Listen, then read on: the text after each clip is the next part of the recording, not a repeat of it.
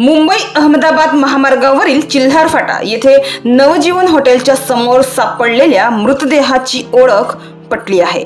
सोमवारी रात्री 12 वाजेच्या सुमारास मुंबई अहमदाबाद महामार्गावर रस्ता ओलांडताना अज्ञात वाहनाने दिलेल्या धडकेत जागीच ठार झालेल्या त्या तरुणाची ओळख पटली आहे। प्रदीप बडतरे, वय वर्ष 30 असे त्याचे नाव आहे। तो विक्रमगड तालुक्यातील दादडे येथील रहिवासी होता। सोमवारी रात्री महामार्गावर झालेल्या या अपघाताची माहिती मिळताच मनोर पोलीस ठाण्याचे कर्मचारी घटनास्थळी दाखल झाले होते।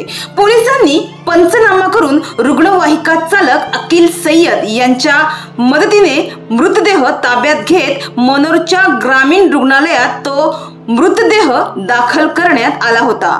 मात्र पोलिसांच्या तपासानंतर त्या तरुणाची ओळख पटली आणि शवविच्छेदन केल्यानंतर मृतदेह त्या तरुणाच्या कुटुंबियांच्या ताब्यात देण्यात आला। या प्रकरणी अपघातानंतर फरार झालेल्या अज्ञात वाहन चालकाविरोधात मनोर पोलीस ठाण्यात गुन्हा दाखल करण्यात आला आहे। तर प्रदीप हा विक्रमगड तालुक्यातील दादडे येथील रहिवासी होता।